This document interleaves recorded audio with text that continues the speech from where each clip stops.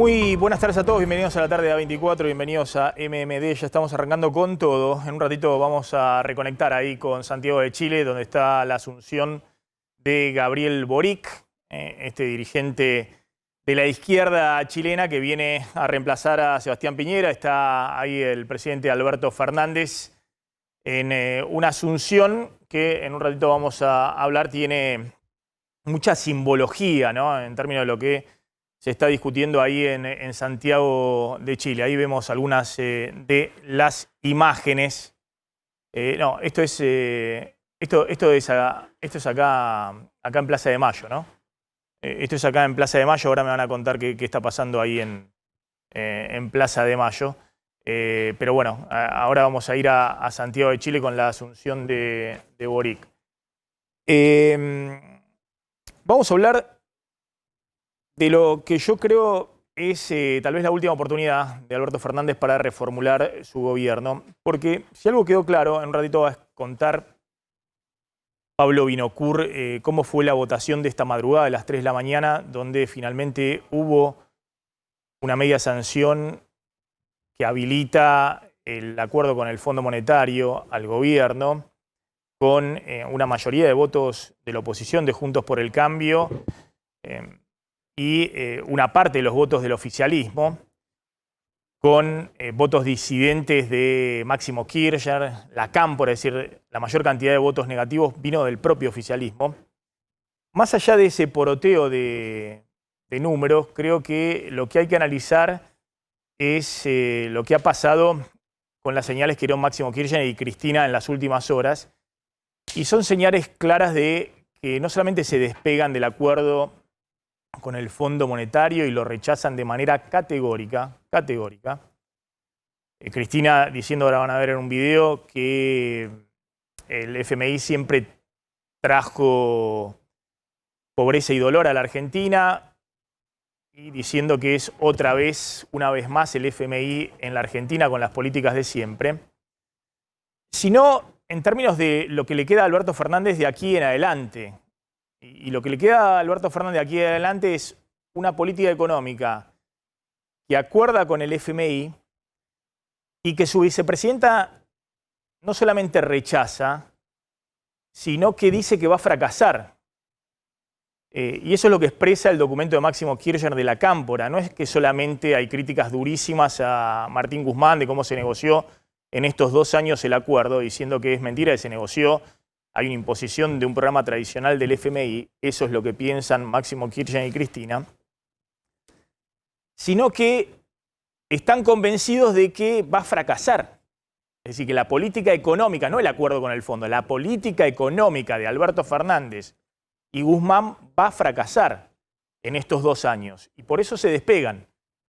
Y ahí hay un dilema enorme para el presidente. Si el presidente lo único que le interesa es durar como hasta ahora, tratando de hacer equilibrio y acercando un poquito a la vicepresidenta, a la Cámpora, con los organismos que controla la Cámpora, entonces los tengo tranquilos dentro del Estado. Y bueno, está bien, por ahí llega a diciembre del 2023, bajo la idea que tiene Cristina, que en este escenario de fracaso de la política económica es muy probable que haya un gobierno de la oposición después de la elección del 2023.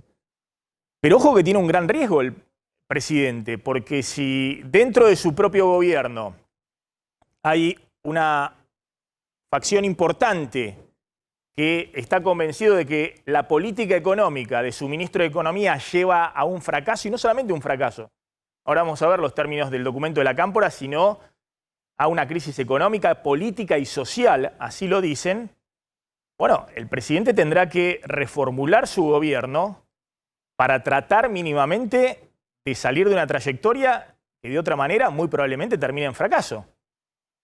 Porque si cada 3 meses el gobierno no solamente está negociando con el FMI el cumplimiento no de las metas, sino que está dentro de su propio gobierno bombardeado por todos lados porque consideran que la política económica es equivocada, bueno, realmente hay pocas chances de que efectivamente la política económica pueda encontrar un rumbo y una salida a la crisis que ya se arrastra en los últimos 4 años. y el riesgo mayor es que no solamente no encuentre el rumbo, sino que profundice la crisis. Ahora vamos a discutir un poquito eso, de cómo va a ser Alberto Fernández ante, insisto, más allá de los números, el poroteo, de cuántos diputados de la Cámpora o del propio oficialismo votaron en contra, la señal inequívoca que le dan a Alberto Fernández de cómo sigue estos 2 años su propio gobierno. Y ahí también hago un paréntesis respecto a Martín Guzmán, al ministro de Economía.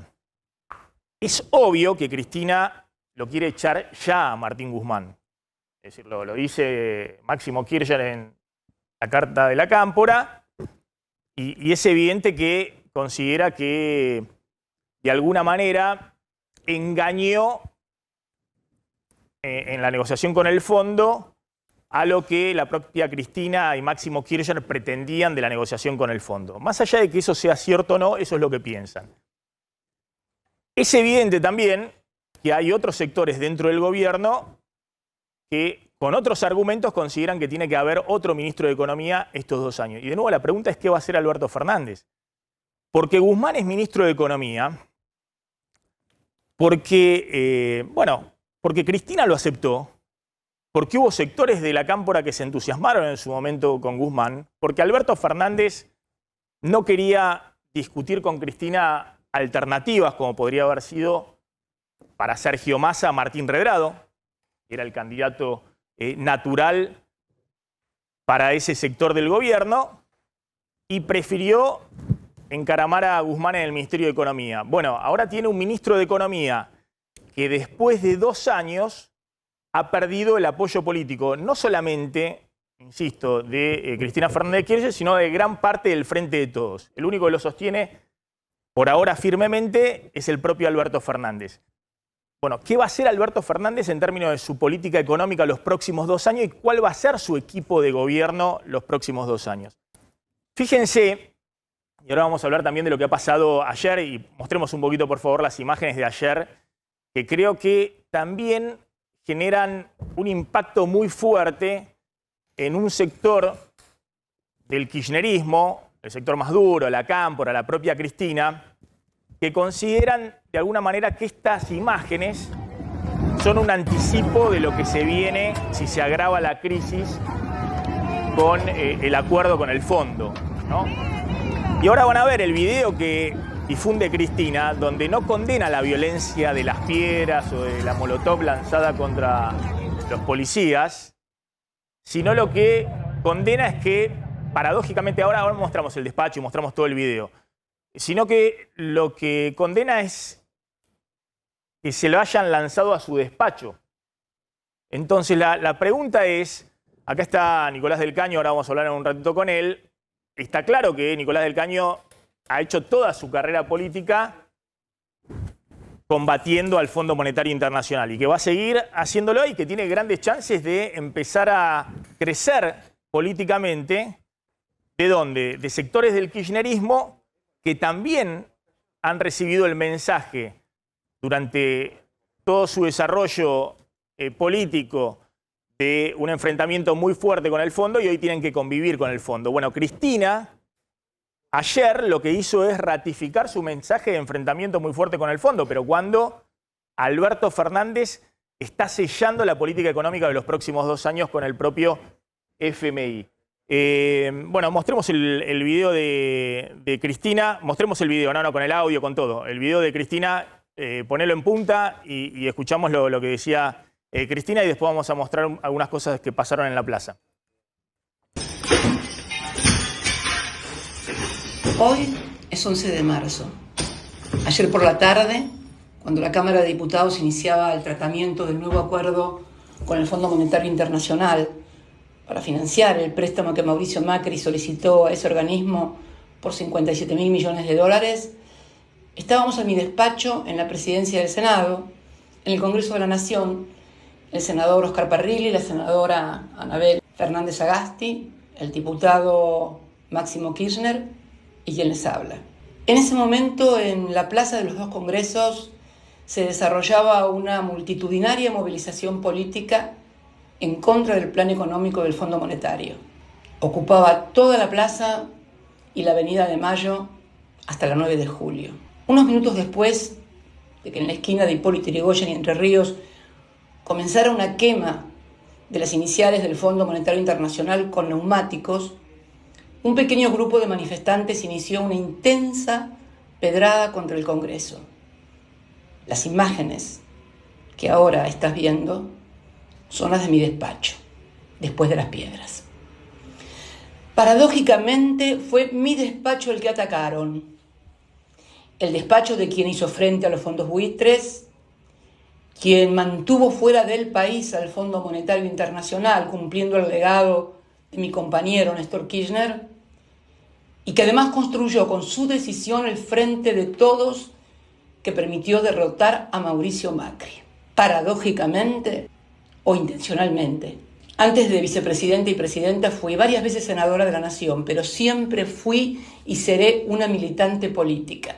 Me tocó ver, desde la recuperación de la democracia en 1983, escenas de violencia siempre vinculadas a ese organismo y sobre todo a las políticas que imponían los distintos gobiernos. Hoy como nunca recordé las palabras de Néstor respecto del Fondo Monetario Internacional, cuando decía: siempre actuó como promotor y vehículo de políticas que provocaron pobreza y dolor en el pueblo argentino. Otra vez, inmensa pena. Bueno, a ver, la lectura, más allá de los piedrazos en su despacho y demás, y mostremos un poquito las imágenes de violencia de ayer. Primero, ahora lo vamos a hablar con Nicolás del Caño. Efectivamente, la marcha fue multitudinaria, como decía Cristina, y organizada por sectores de izquierda.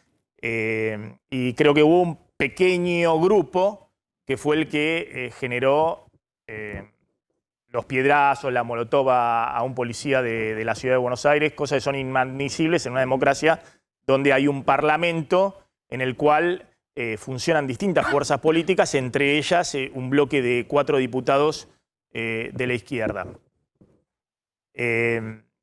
Pero me parece que está claro del video de Cristina que, insisto, no condena ni siquiera las escenas estas de violencia, los encapuchados y demás, donde ella imagina que el escenario que se viene para los próximos 2 años con el FMI adentro y la política económica es un escenario, y en todo caso es un escenario muy similar a lo que vimos ayer, y en todo caso lo que cuestiona es por qué me dirigen las piedras a mí.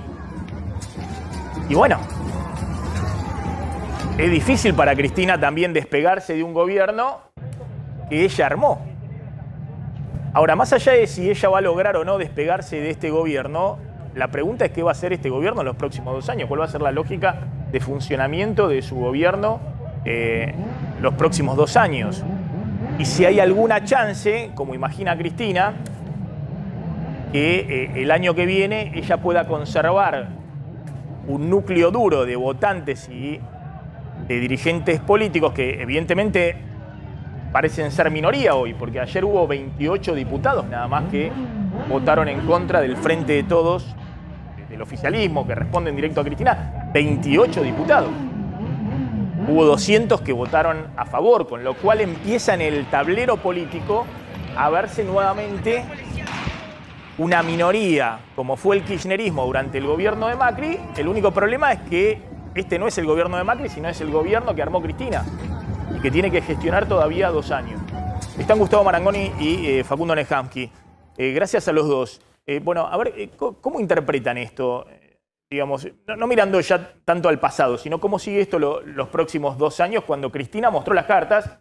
Ya las había mostrado Máximo Kirchner, ayer las ratificó, digamos. Algunos especulaban, se van a abstener. No solamente votaron en contra, sino que expresaron un documento, ahora lo vamos a revisar, donde plantean que lo que negoció el ministro de Economía y va a llevar adelante el presidente va a fracasar. Maxi, los matrimonios políticos a veces se parecen a los matrimonios de las personas. No hay amor, pero hay otros motivos por los cuales continuar juntos. Pues si mirás desde afuera y decís, ¿cómo puede ser? Si están todo el tiempo peleándose, etcétera, y sin embargo siguen juntos y tienen una serie de motivos, excusas, lo que sea, para continuarlo. En esta instancia parece estar parado al frente de todos. Vos expusiste, digamos, cuáles son las diferencias, y obviamente las diferencias son conceptuales e ideológicas porque todo lo que implica poner en vigencia el acuerdo con el fondo es ir contra el credo económico de tus colegas economistas, digamos, del kirchnerismo. Y se hace con una metodología que obviamente es poco institucional, que algunos amigos, Toussaint y Federico Zapata, han llamado pimpinelismo de Estado, digamos, ¿no? El hecho de presentar públicamente el enmengañaste, me mentiste, digamos, a la vista de todo el mundo. ¿Hay motivos, digamos, para pensar que puede terminar en una fractura? Sí, pero también, como decía antes, puede haber motivos para decir, mira, la convivencia puede continuar. Porque sí hay interrogantes, porque vos decís, los funcionarios de la cámpora que están y cuyos diputados votaron en contra, no están en cualquier lugar. Están en lugares clave para que el acuerdo pueda avanzar. Digamos, área energética, por ejemplo. Gustavo, la cámpora tiene PAMI, tiene ANSES, tiene varios organismos más que uno puede mencionar, o empresas que en el documento de la cámpora se dice, si el ajuste no se hace por los subsidios económicos y difícil con los precios de la energía, está en el acuerdo del FMI que van a un ajuste de transferencia de esas empresas, Aerolíneas Argentinas. Un escenario en el cual Alberto Fernández está gestionando una política económica que no la oposición o Juntos por el Cambio le dice, yo no te voté ese artículo que querías meterme de todo el memorándum porque yo no estoy de acuerdo con tu política económica ni con lo que acordaste con el FMI. Un sector, y Cristina le está diciendo, esta política económica que vas a llevar los próximos 2 años va a fracasar. Bueno, por eso la importancia del tema. Esto no es funcionarios que no funcionan. Porque en funcionarios que no funcionan, yo puedo decir, mira... Cambiame un funcionario y claro, porque yo quiero Maxi que sea ministro de Economía porque comunica bien. No, que sea Guzmán porque tiene buena relación con el fondo. Está bien, hasta ahí es aceptable. Esto es diferente, esto es conceptual. Es decir, en el video, digamos, y Cristina manda muchos mensajes. Uno es, muchachos, yo hubiese estado ahí con ustedes de haber podido. Exactamente. Justo a mí me vienen a romper el despacho. Que de haber podido estaba protestando contra esto. No sé si hubiese sido así, pero no importa, dijo eso. El gobierno minimiza, dice nada, una manifestación en la Plaza de los Dos Congresos. No, y ella la izquierda siempre testimonial. Cristina está diciendo una marcha multitudinaria. Exactamente. Que anticipa lo que viene. Anticipa lo que viene. Yo creo, Maxi, si vos me permitís, digamos, reforzando un poco el planteo que hace Marangoni, a mí me parece que el frente de todos, como nosotros lo conocimos, no existe más. Como nosotros lo conocimos, eso no quiere decir que la marca no pueda seguir existiendo, pero como nosotros, ese experimento que dio lugar a una coalición política electoral exitosa que le ganó a Macri, eso no existe más. ¿Por qué? Porque para seguir con las analogías de las familias o de las parejas, los matrimonios, digamos, los hijos se pueden bancar que papá y mamá disientan vino tinto, vino blanco. Papá toma vino tinto, mamá toma vino blanco, viceversa. Lo que no se pueden bancar los hijos es que papá quiera vivir en Quilmes y mamá en Vicente López.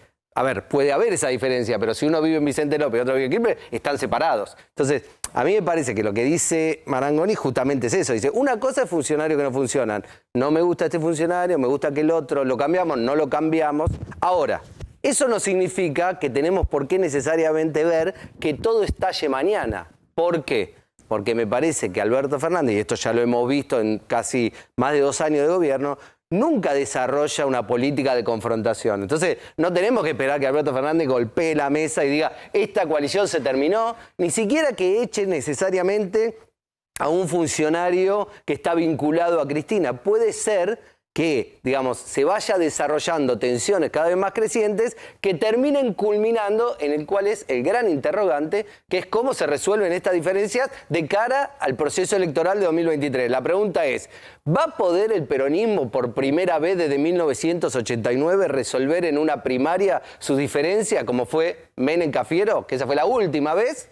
¿O lo van a tener que resolver de manera separada, como fue en el 2003, cuando habiendo distintas posturas dentro del peronismo, cada uno fue por separado y midieron ahí quién tenía más hasta poder reunificarse de nuevo en el ciclo kirchnerista durante una parte de ese lapso? Que hay, respecto a la política económica y los mercados, porque en última instancia lo que se discutía para el gobierno, y el propio presidente lo ha dicho, si no es este acuerdo hay feriado bancario, hay una crisis cambiaria y demás. La interpretación es que Alberto Fernández logró, con Massa en el Congreso, articulando con los partidos de la oposición, logró un consenso político respecto al acuerdo con el FMI, y Cristina quedó en minoría, ¿no? Es un poco esa interpretación, al menos ahora en el cortísimo plazo, visto la caída, por ejemplo, de los dólares libres en blanco que está ocurriendo en el día de hoy, ¿no? En medio de todas las turbulencias y todas las vicisitudes que tiene Argentina de acá al 22 de marzo con el cierre. Pero bueno, más allá de esa visión de corto plazo, el tema es, bueno, ¿cómo sigue? ¿Con qué ministro de Economía sigue Alberto Fernández? Ratifica a su ministro de Economía, que le han dicho cosas durísimas. Ahora vamos a repasar. Poneme acá un poquito el documento de la Cámpora, que es lo que piensa no solamente Máximo Kirchner. Fue la palabra de Máximo Kirchner, que optó por no hablar ayer en el recinto.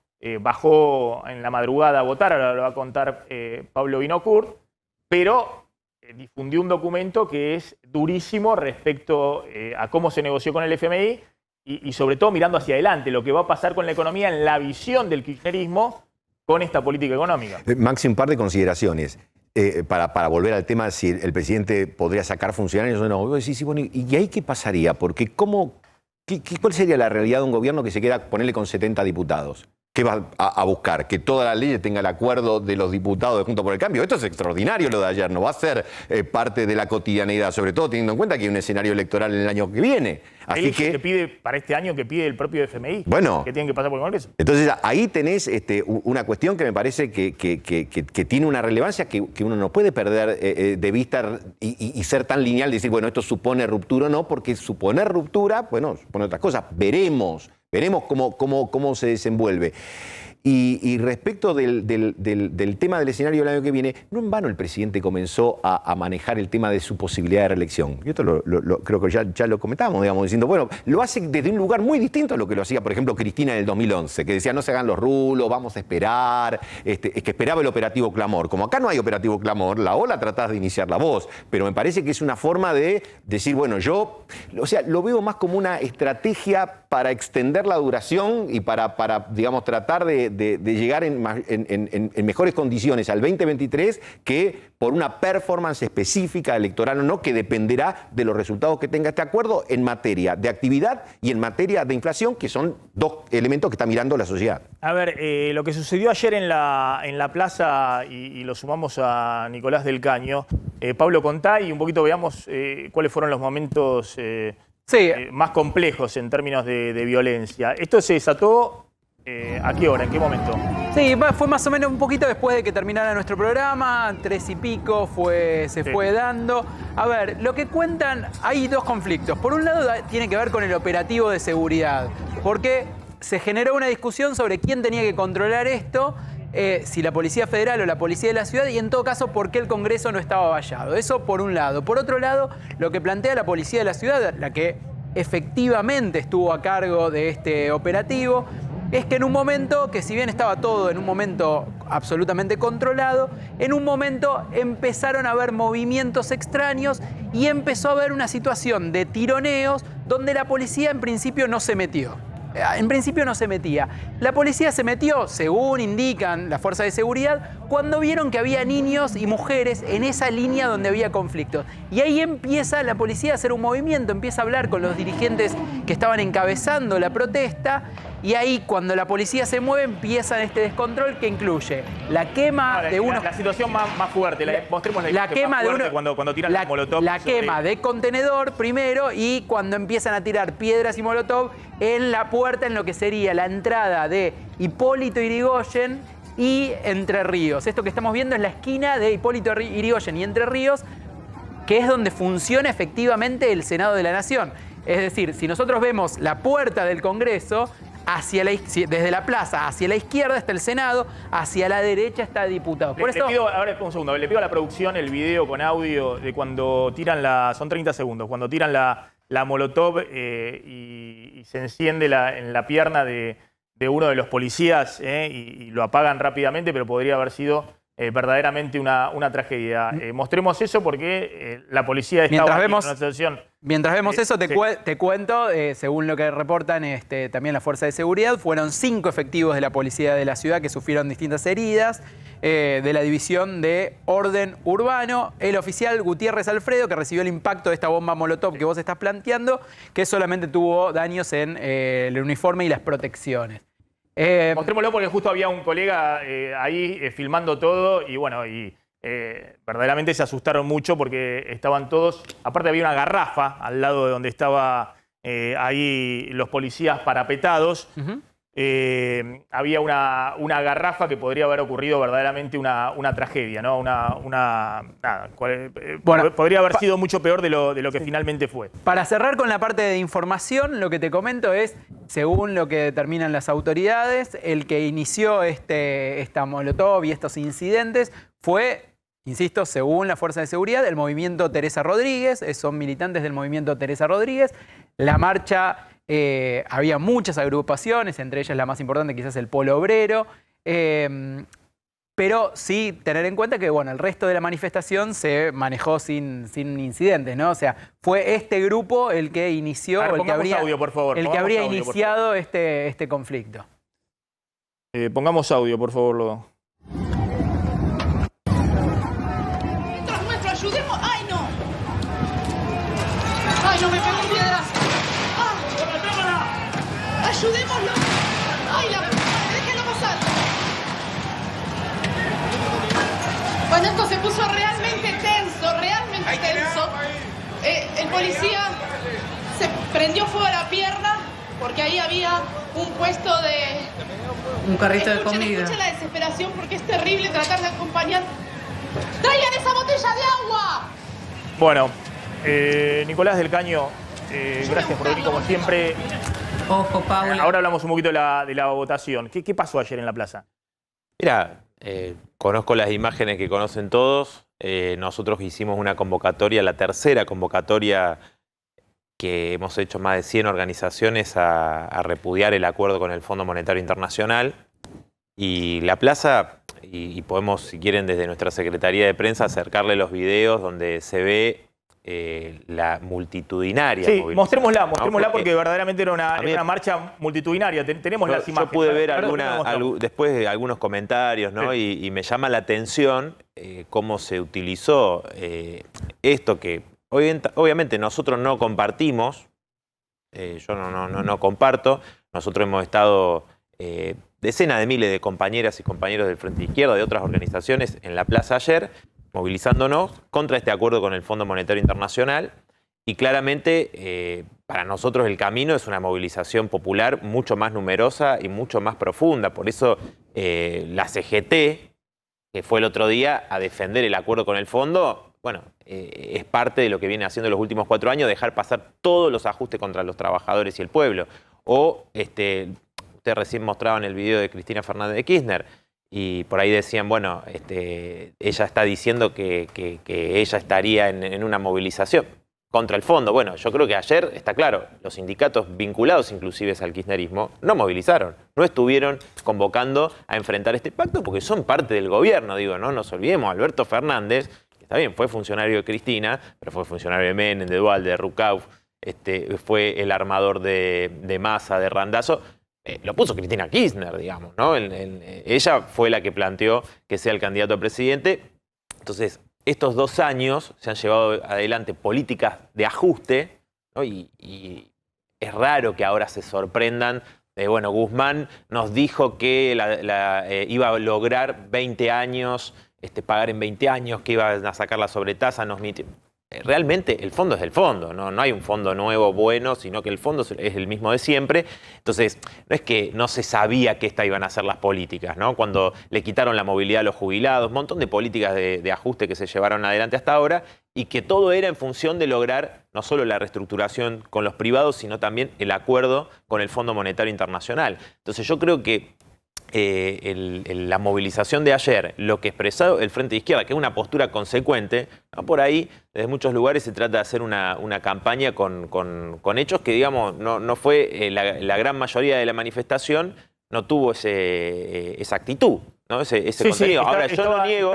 por eso, Ahora, yo no niego, son dos Maxi, cosas distintas. Yo no niego que exista son gente dos cosas que... distintas. Estoy pidiendo las imágenes de la marcha en general, pero bueno, están poniendo Yo la... no niego, de de todos modos, obviamente, la lo que pasó en existencia el- de mucha gente que pueda tener bronca por la situación que está atravesando el país, los jubilados que cobran una jubilación de indigencia, la enorme pobreza, 60% de pobreza. Entonces digo, tampoco neguemos eso, ¿no? Y que creo cuando se refiere Cristina Kirchner a la situación social, bueno, no podemos no ver esta situación, y que obviamente si se profundiza, como dice el programa con el fondo, el memorándum, plantea medidas de ajuste, y eso, por eso al ministro Guzmán le pregunté el otro día, ¿por qué si el acuerdo era tan bueno en su propia coalición había un sector importante que no quería votarlo? Porque Ahí realmente está, tiene mira, ahí consecuencias. está la marcha, ahí está la imagen de la marcha en la cúpula del Congreso. Se puede ver eso, claro, era una marcha con mucha gente. Sí, y es la efectivamente. tercera, Maxi, que hicimos el 11 de diciembre, hicimos también el 8 de febrero. Es un primer paso, como te digo, para nosotros hay que profundizar la movilización, los trabajadores y trabajadoras. Ahora, te hago una pregunta, ¿no? Cuando Cristina describe, por eso insisto, ¿no? Son dos cosas distintas, los incidentes y la marcha política de un sector opositor al gobierno del minuto 1. Ustedes dijeron de que llegaron Alberto Fernández, dijeron se va Macri, llega Alberto Fernández con el FMI, digamos. Llega Alberto Fernández, queda el FMI. Dijimos lo que pasó ahora, que es en realidad es el default de las promesas electorales del Frente de Todos, porque ellos prometieron que iban a pagar la deuda y al mismo tiempo iban a aumentarle a los jubilados el 20% el primer día de gobierno y hicieron lo contrario. Ahora, ¿ustedes creen que Cristina está tratando de maniobrar para no perder ese núcleo importante de votantes a manos de la izquierda?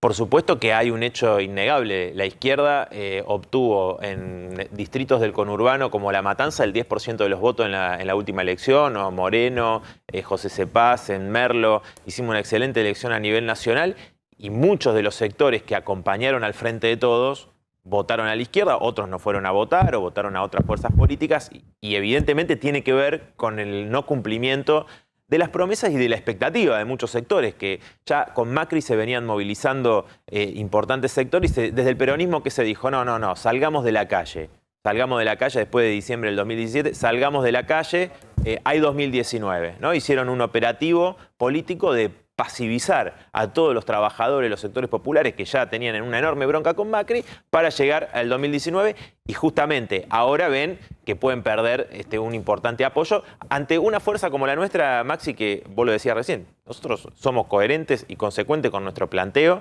y esto va a tener consecuencias enormes, este pacto que ¿quiénes lo hicieron? Sectores que le gustan, a varios analistas le gusta decir que son el extremo centro, ¿no? Sectores de centro, Sergio Massa, Alberto Fernández, el gobernador Morales, Larreta, ¿no? Van a ser distintas variantes de un país que va a estar dominado por el Fondo Monetario Internacional. Es decir, muchos de ellos pueden ser candidatos en el 2023. Un segundito. Contame cómo se votó. Claro, porque votó la izquierda en contra, votó el kirchnerismo, la cámpora. Sí. Votaron Sper y Milei en contra del acuerdo. ¿Puede haber una nueva conformación política de esto que hablamos, que de alguna manera el kirchnerismo se ve amenazado de perder votos por la izquierda y que Juntos por el Cambio, que termina acompañando a parte del peronismo para que la Argentina no caiga en default, lo que venimos hablando hace 2 años, pueda verse amenazado por los sectores más de ultraderecha, Milei, Sper, los libertarios, que también han sido consecuentes, diciendo no le vamos a conceder absolutamente nada al gobierno? Mira, 2 cosas. Es cierto lo que dice Nicolás del Caño, es decir, hay un crecimiento, se vio en la última elección, de sector izquierda, también de sectores libertarios, sí, más radicalizados. Entonces, digamos, lo que uno ve es que esos elementos más las tensiones propias adentro de la coalición, porque el sistema de partidos funciona como un sistema. Entonces, digamos, cuando alguno de los componentes empieza a cambiar, también afecta al conjunto del sistema. Entonces, es posible que los propios cambios, no necesariamente, como dijo Gustavo, inminente ruptura, pero los propios cambios en la dinámica de la coalición gobernante pueden estar afectando también a la coalición opositora, que es Juntos por el Cambio, que de alguna manera se ve desde hace tiempo tensionada por el crecimiento de los libertarios. Entonces, digamos, los extremos amenazan a las 2 coaliciones. Hay algo que dijo Nicolás del Caño no necesariamente uno lo tiene que decir de manera despectiva, él obviamente lo hace desde un posicionamiento político, pero es cierto que ayer, quienes votaron el acuerdo, estamos hablando del centro, ¿no? El centro del sistema político argentino. Por eso también era sensato lo de Juntos por el Cambio, de decir, bueno, te acompaño en la autorización del financiamiento con el FMI para no caer en default, se menciona el préstamo que tomó Macri en 2018, pero no te valido el acuerdo que va a ser tu política económica, porque si te lo validara, ¿por qué Guzmán no fue a negociar con parte de la oposición a Washington? No, claro. Porque, claro, pues si no, estás validando la política económica de lo que va a ser. Y el gran riesgo que tiene, que es un poco también la evaluación que hace Cristina, si esto fracasa, y ella cree que va a fracasar, bueno, las esquirlas van principalmente al gobierno, pero también a los que acompañen, tal vez, Juntos por el Cambio. Bueno, pero ahí podés agregar algo, Maxi, porque si vos haces la evaluación de que esto va a tener resultados sociales y económicos negativos, entonces vos decís, tenés cierto incentivo racional a romper en algún momento del futuro, porque decís, yo me quedo en una coalición si gano, y a lo mejor puedo mantener diferencias, pero como gano, tengo la recompensa del gobierno. Ahora, si pierdo y tengo que perder con consignas y con banderas que son las mías, que no son las mías, bueno, entonces eventualmente cobra mayor cuerpo la posibilidad de romper. Porque ¿por qué me voy a quedar en un lugar si no hay amor? Bueno, porque en última instancia a lo mejor está bien, pero sí, lo material compensa, digamos. Sin metáfora, digamos. Es decir, en la gestión, Cristina dice, esto va a salir mal y encima va en contra de lo que yo estuve predicando durante 12 años. Hay un incentivo entonces a poder... Entonces me quedo sin el pan y sin la torta. Hay las dos posiciones de los dos sectores. Hay un sector que es el que está en el gobierno, que digamos la cabeza del presidente, que plantean, si no teníamos este acuerdo, la Argentina iba al default y ese default era lo peor que nos podía pasar. Y hay otro sector que dice, no, lo peor que nos puede pasar es este acuerdo. Maxi, una cosa nada más sobre esto que vos decías de lo que planteó Juntos por el Cambio ayer. Es una burda maniobra querer escindir el nuevo crédito que plantea el gobierno con el FMI del crédito que tomó Macri y del memorándum de entendimiento, digamos, porque este crédito tiene que ver con las medidas de ajuste que van a venir. O sea, la oposición de Juntos es corresponsable en los dos sentidos, aunque ellos se quieran lavar las manos y decir, bueno, el ajuste es solo responsabilidad del gobierno. Ayer se vio este pacto y este acuerdo entre los dos sectores, por eso tuvieron 200 votos, más de 200 votos entre Juntos por el Cambio y el Frente de Todos. Sí, a ver, para pasar en limpio un poco lo que pasó ayer. Bueno. Hubo dos sesiones. Una sesión fue hasta las 3:31 de la madrugada. Hasta ese momento la sesión estaba en calma, parecía el Parlamento sueco, básicamente, donde todos se tiraban flores, desaparecieron las denuncias cruzadas. Alguno hablaba de fuga, obviamente. No, salvo del Caño, Milei expert, ¿no? Pero digamos, lo que era Juntos por el Cambio y el Frente de Todos, había bastante armonía en el Congreso, algo que no se veía habitualmente. 3:31 ingresó al recinto Máximo Kirchner y ahí empezó a cambiar la historia.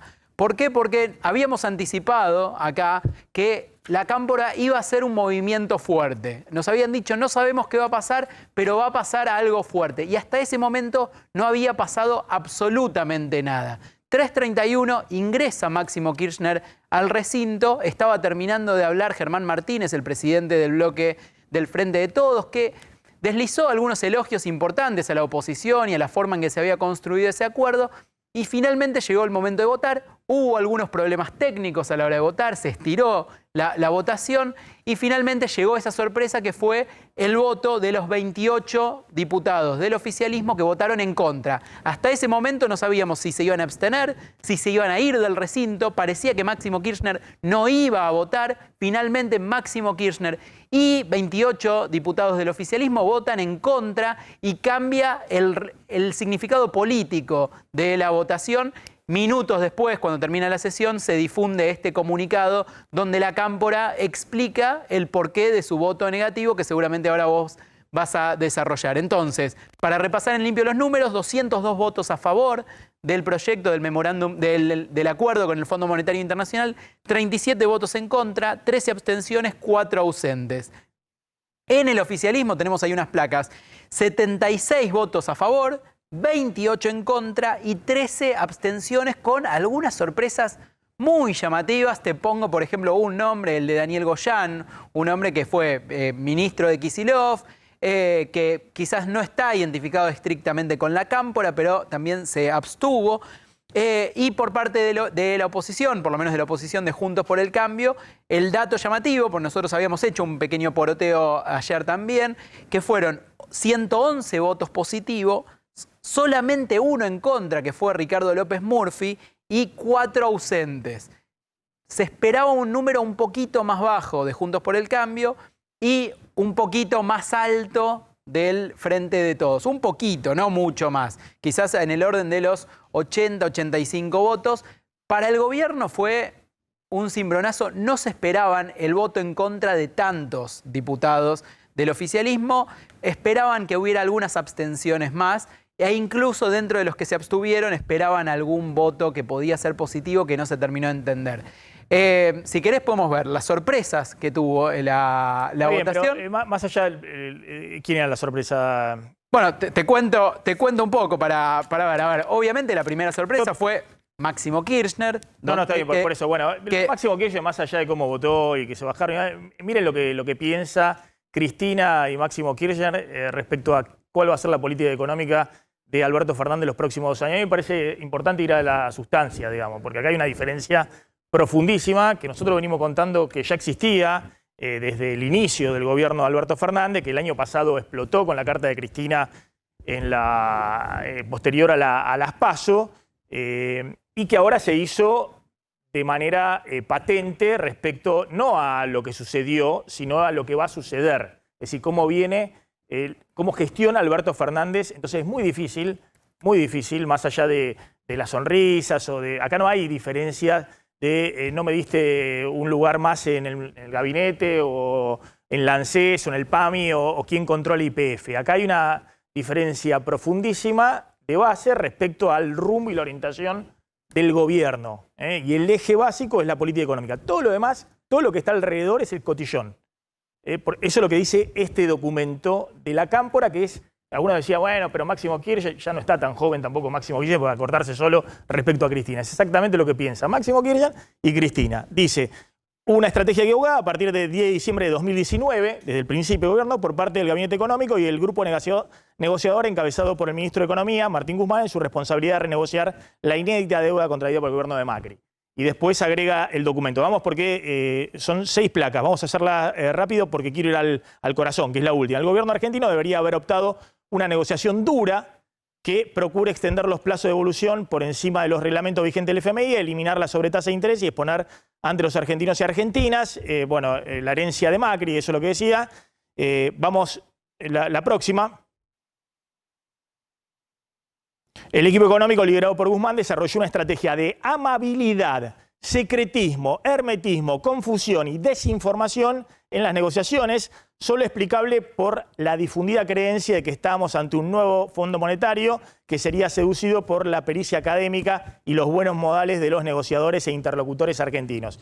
Y concluye, el nuevo acuerdo con el FMI no es ni nuevo ni tampoco un acuerdo. Estamos ante un típico programa del Fondo Monetario. Dice, acá hay una imposición del fondo y no hay ninguna negociación o ningún tipo de acuerdo porque el que impuso es el Fondo Monetario. Y finalmente, lo que plantea es esto, que me parece que es lo más inquietante respecto al futuro. Los puntos que dice, lo que venimos contando, reducción del déficit fiscal, tope al crecimiento, acumulación de reservas, tasa de interés positiva, devaluación controlada del dólar, política monetaria contractiva, tendiente a la eliminación de la emisión monetaria, es decir, todo lo que va en contra de la doctrina básica en política económica del kirchnerismo, no de la economía profesional, digamos, sino de lo que piensa el kirchnerismo respecto a lo que es la política económica. El FMI vuelve a tomar el tablero del control de la economía. El monitoreo es estricto y no solo impacta en riesgo reiterado de default, sino que genera constante incertidumbre. Dice, cada 3 meses está la incertidumbre de ir al default, si se van a cumplir o no las metas. Y finalmente concluye. La aplicación de las políticas del presente acuerdo no solo no van a solucionar los problemas estructurales de la economía argentina, sino que los van a agravar. Y plantea que se viene una situación muy compleja desde el punto de vista económico, político y social. Lamentablemente, la propia realidad económica, política y social que va a vivir la sociedad argentina en los próximos tiempos va a imponer la exigencia de la revisión del acuerdo.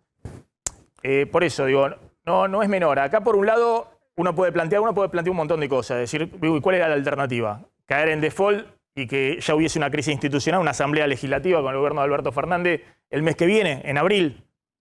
Uno puede plantear muchas objeciones al documento. Lo que no puede negar es que esta es la visión de una parte muy importante del gobierno, nada más y nada menos que la vicepresidenta, digamos, que lo eligió Alberto Fernández. ¿Cómo se sigue para adelante? Es un gran interrogante. Está Daniel Arroyo, que es diputado del oficialismo. Daniel, gracias por venir como siempre. Bueno, un gusto. ¿qué estás viendo con todo esto? Yo estudié varios acuerdos del Fondo Monetario con la Argentina y con otros países. En mi opinión, siempre que hay un acuerdo pasan dos cosas. Se reconfigura el sistema político y aumenta la conflictividad política en las calles. Cuando Macri tomó el último préstamo en el 2018, no existía el Frente de Todos. Veníamos de distintos esquemas y se reconfiguró el sistema político. Creo que en parte va a pasar eso. Tendrá que ver con nuestra capacidad para sostener el Frente de Todos, para contener la unidad. Muchos de los planteos económicos que se hacen son dudas que todos tenemos, pero me parece que hay un punto clave acá. Yo actué con la lógica de la responsabilidad. Nosotros no podíamos pagar 19.000 millones de dólares este año, 20.000 millones el próximo año.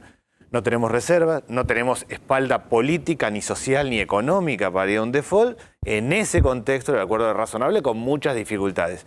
Cómo se baja el déficit fiscal, cuánto va a crecer la economía, cómo se hace el tema de la segmentación de las tarifas, que es bien complejo claramente, el tema de la emisión monetaria, incluso a mí hay cuestiones más puntuales. Se habla de políticas sociales focalizadas cuando yo creo que hay que ir a políticas universales. Hay varias cuestiones. Ahora, en un contexto de debilidad, una parte importante del Frente de Todos, entendimos que era un acuerdo razonable en el marco de la debilidad. Ahora se trata de fortalecer la unidad en un contexto donde la Argentina tiene que crecer y tiene que resolver el problema de la inflación, porque esto es lo macro. En la vida cotidiana es el pan a 300 pesos, la leche a 120 y el kilo asado a 1.000 pesos. Si nosotros no resolvemos eso, se va el desenganche, la ruptura que hay entre la sociedad y la política, que hoy es muy grande, se va agrandando cada vez más, y mi temor es que salga por extrema derecha, que es a lo que yo realmente le tengo miedo en Argentina. Daniel, ayer quedó claro que la vicepresidenta, a través de la figura de Máximo Kirchner, es muy probable que rechace esto en el Senado. Si se complica la situación en el Senado, y aun cuando no se complique, pero en este frente político ya tan agrietado, ¿vos imaginás que es posible todavía que el Frente de Todos llegue al final del mandato de Alberto Fernández tal como está? ¿O va a haber un quiebre que representa que por lo menos los diputados que votaron en contra anoche van a armar un bloque separado y vamos a ver otro partido gobernante? Sí, yo dividiría en dos cosas. Creo que matemáticamente no hay forma de que se complique en el Senado, porque replicando esa misma lógica, que la principal oposición vota a favor y una parte del Frente de Todos, no debería haber dificultad en términos de números del Senado. No, te va a dejar debilitado el gobierno, por eso digo, la separación interna. Yo matemáticamente, en términos de la aprobación del acuerdo, yo no veo riesgo. En términos de la política interna, tendremos que trabajar para fortalecer la unidad. Está claro que hay visiones distintas. Visiones distintas no tanto en la visión general, sino en la táctica. Yo tengo la peor opinión del Fondo Monetario. De cómo tomó el último préstamo en el 2018, de cómo en el 2001 Anne Kruger construyó la idea de que los países quiebran y así como quebraban las empresas, quebraban los países y se llevaban los activos quienes eran los acreedores, y arrancamos por la Argentina, de lo que pasó en Grecia, de lo que pasó en Portugal. Hay una mirada en términos generales común sobre eso, pero frente a la situación, que era una disyuntiva muy compleja, una parte importante entendimos que este es un acuerdo razonable porque el default no es admisible en Argentina y no es admisible en términos sociales. Será cuestión de trabajar. Si efectivamente este acuerdo posibilita que la Argentina crezca, será una oportunidad. Si no, se va a complicar mucho. Me tengo que ir ya al tema Ucrania, ¿no? Porque está Luciano de Pascuale, nuestro corresponsal ahí en Ucrania. Se están viendo, y también vamos a hablar un ratito con un supermercadista, porque venimos contando, acá lo contaba Claudio Slotnick, que hay ya desabastecimiento, un poco replicando lo que está ocurriendo en Europa, en España, en otros países. Impresionante la disparada de precios de alimentos y desabastecimiento en la cadena de suministro en varios aspectos, ¿no? En Europa además tienen el shock de el petróleo, los combustibles y la energía, sobre todo la tarifa de luz y gas todos los días. En Estados Unidos el combustible. Acá eso vamos a ver cómo queda en los próximos meses. Hay una situación que se está moviendo también muy compleja desde el punto de vista económico. Ya vamos a estar con Ucrania. Estaba pensando cuando hablaba el diputado Arroyo respecto a... Todos hablan mal del Fondo Monetario, pero ¿va a haber alguien que hable bien de la política económica del gobierno? Porque no sé si entienden que para que una política económica pueda tener una mínima chance de resultar exitosa, tiene que haber alguien, por lo menos en el gobierno, que genere algún tipo de confianza, de credibilidad y que le transmita a la población, bueno, que este es un poco el camino, porque si esta es la política económica del Fondo Monetario o del gobierno de Alberto Fernández y todos están diciendo que desprecian al FMI, esto que el otro y que lo que... No, pero yo coincido con lo tiene que haber alguien, un interlocutor, alguien en el gobierno. No va a salir la oposición a defender la política económica de Alberto Fernández. Coincido claramente y de hecho, en mi modesta opinión, hay algo positivo en este acuerdo respecto de otros, es que no es sobre políticas públicas, no es reforma laboral, reforma previsional, sino sobre metas. Metas que hay que cumplir de déficit fiscal, de emisión monetaria, pero te da la oportunidad de encarar políticas públicas, te da más autonomía. Ahora, la principal política pública y económica para adelante es un plan antiinflacionario. Claramente hay un problema serio, estructural, y ahí es donde me parece que poner el acento. Yo veo acá es acuerdo, 1, 2, plan antiinflacionario y establecer claramente un modelo de desarrollo con algunos sectores productivos. Creo que es eso lo que viene y ese es el gran debate y es lo que tengo que trabajar. Esa es un poco la disyuntiva que tiene el gobierno. Si la presidenta dice que va a fracasar, el presidente no se sabe qué piensa porque agarra, se va para un lado, para el otro, digamos, trata de mencionar lo menos posible lo que hay adentro del acuerdo. El ministro de Economía está bombardeado por todos lados, digamos, porque lo revolvió por el aire la cámpora, no lo quieren los gobernadores. Ahí tiene críticas de todos lados. Digo, tienen un problema grande de definir la gestión y fundamentalmente económica en los próximos meses. No, porque yo creo que el acuerdo con el fondo es importante porque no caer en cesación de pagos, como dice Daniel, es importante, pero sin duda llegar competitivo en términos electorales al 2023 con 50-60% de inflación es imposible. Yo no conozco, digamos, no sé, habría que ir a revisar toda la estadística, pero digamos, ¿qué gobierno puede repetir, reelegir con 50% de inflación? Es muy difícil pensar eso. Entonces, digamos, lo del fondo, bueno, es un trámite que había que hacer, que es importante, pero ahora, otro es tan importante como eso, Una ¿no? cuestión, digo, el programa del fondo es con alta inflación. La principal forma de ajustar el presupuesto de la educación, de la salud, etcétera, y los salarios de los trabajadores y las jubilaciones, es un plan de alta inflación de acá al 2024, digamos. O sea, no es solamente este año y sabemos que esos números nunca se cumplen, ¿no? Por lo cual la inflación va a ser mayor aún. Y ese es el objetivo, como ha venido siendo con el gobierno de Macri y también con el gobierno de Alberto Fernández, de esa manera ajustar. Y yo creo que en ese sentido no es que hay una autonomía, al revés, acá va a haber una revisión trimestral. Hay una cláusula, que es la cláusula 33 del memorándum, que dice que cada política que tome el gobierno debe ser consultada con el Fondo Monetario Internacional. Y cada 3 meses te van a revisar y van a decir, a ver, no se cumplieron las metas que teníamos. Por ejemplo, las tarifas hay que ajustarla más, porque no nos respondieron si este 43% de aumento va a ser todo lo que va a aumentar o van a aumentar más todavía. Entonces, yo digo, hay medidas concretas en este sentido. Y una cosa más, nada más. Es decir, había otra alternativa, obviamente. No es default o caos, como se dice ahora o como se va a decir cada 3 meses, sino que había una alternativa que es el desconocimiento soberano, partir del concepto de deuda odiosa que acuña el derecho internacional para dar cuenta de todos los procesos de endeudamiento que son fraudulentos y contrarios a los intereses del pueblo. Está en el derecho internacional, se ha hecho en otros momentos. Obviamente, no puede ser una medida aislada, tiene que ser con un conjunto de medidas, nacionalización de la banca, monopolio estatal. Bueno, está bien, pero un montón de medidas que planteamos del Frente Izquierda que son de... No, pero Maxi, pero que ese planteo... Mira, es que si no, ¿la alternativa cuál es? La alternativa cuál es? Hay que aceptar lo que dice el fondo, que es lo que siempre hizo la Argentina, y acá estamos, 60% de niñas, niños y adolescentes pobres en la Argentina, jubilación de indigencia, o si no lo que te dicen los liberales. No, reformas estructurales, reformas laborales, etcétera. Esperamos un segundito, porque la pregunta es si hay un reacomodamiento... la economía a favor del pueblo trabajador. Si hay un reacomodamiento, porque escucho un poquito los discursos, y a ver si hay un reacomodamiento en la política argentina donde hablamos de que haya un centro que discute de otra manera, se pone de acuerdo. Hay una izquierda que critica fuertemente eso y hay un kirchnerismo que no sabe dónde ubicarse, digamos, en ese tablero. Fíjense lo que planteaba Del Caño, vamos a hacer un Del Caño por 2 en la Cámara de Diputados, el cruce que tuvo con Sergio Massa, con el presidente de la Cámara de Diputados.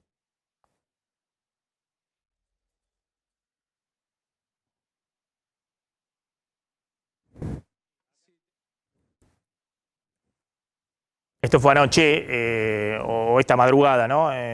Sí, fue anoche. Anoche en la discusión parlamentaria.